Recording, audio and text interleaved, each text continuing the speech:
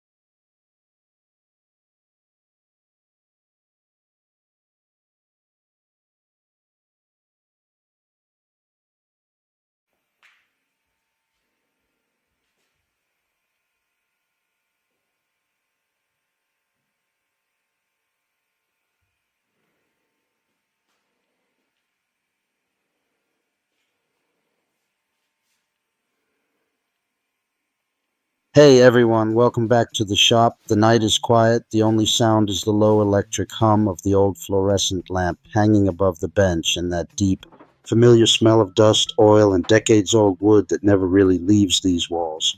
In front of me lies a relic, a massive early 2000s computer monitor, the kind with a thick glass screen and a plastic case heavier than some modern televisions. To almost anyone else, this thing is electronic waste, something to be tossed into a dumpster without a second thought. But when I look at it, I don't see junk. I see a perfect 250mm disc of crystal clear acrylic that has been hidden from the world for 20 years, just waiting for the moment it gets to spin again. There's something almost sacred, almost meditative about rescuing objects the rest of the world has already written off. This monitor once sat on someone's desk while they sent their first nervous emails, watched grainy YouTube videos at 360p, laughed at stupid memes, maybe even edited their wedding photos. It was part of countless small human moments, and now every circuit board, every screw, every tired capacitor inside it is dead, except this one piece of acrylic that is still flawless.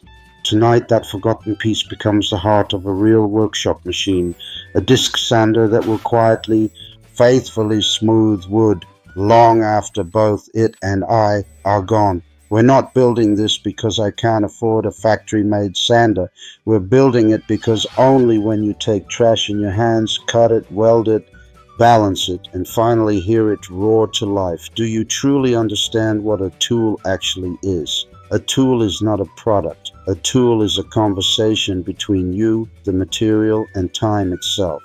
Tonight, the conversation partners are a 750-watt motor that somehow survived 3 completely burnt-out ventilation systems, random pieces of rusty square tube that have been leaning against a wall for years, and this thick, honest piece of acrylic that outlived its original purpose by 2 decades. 3 orphans, 1 new life. Let's begin. Disassembling an old monitor always feels like performing an autopsy on a small slice of history. You remove screw after screw, the plastic creaks and sighs like it's reluctant to give up its secrets, and finally you lift away the shroud. And there it is, 8mm of perfectly clear acrylic, untouched by scratches, untouched by sunlight for 20 years. I run my finger across the surface and it's cold, almost icy, but completely brutally honest. This material never pretended to be anything it wasn't. It just waited, cutting a perfect 250mm circle without a CNC or a laser is an act of pure trust. Trust in the blade not to wander, trust in your hands not to shake, trust in the acrylic not to crack under pressure. You draw the circle the old school way, find the center with a compass and a steady pulse, and then you guide the blade slowly, breathing with the machine. When the disc finally drops free, it lands on the bench with a soft, satisfying thud, the exact sound something makes when it is born for the second time. Down on the floor waits the motor. It looks tired, covered in dust and old grease, but when I cleaned the bearings last week, it spun as smoothly as the day it left the factory. 750 watts, 2800 RPM, raw, uncomplicated power. enough to turn impatience into dust in seconds. I build the frame from 20 by 20 square tube that has been rusting peacefully behind the garage since who knows when. I cut, I weld, I grind, I paint everything matte black so the machine almost disappears into the shadows and only the spinning disc remains the star of the show. Every extra gram, every unnecessary bracket I leave out. The secret to any good homemade tool is ruthless minimalism. Include nothing that doesn't have a reason to exist. Less is never lazy when it's honest. The work table is made from another piece of acrylic. Thinner this time, almost delicate, but still strong enough to take real punishment. I cut a precise slot so the disc can rise through it like the moon through clouds. Then I add the angle adjustment, a couple of slotted brackets, a wing nut, and suddenly it tilts smoothly from 0 to 50 degrees. Nothing here is over-engineered, nothing is fragile. It's crude, honest, and accurate to within half a degree, exactly what you need and not a single thing. Across the entire face of the big disc, I glue industrial-grade hook and loop. When the first sheet of 80 grit abrasive rips onto it, the sound is pure commitment, like tearing open a letter you already know will change everything. Under the table, I weld a simple 50mm dust port aimed directly at the point where wood meets grit.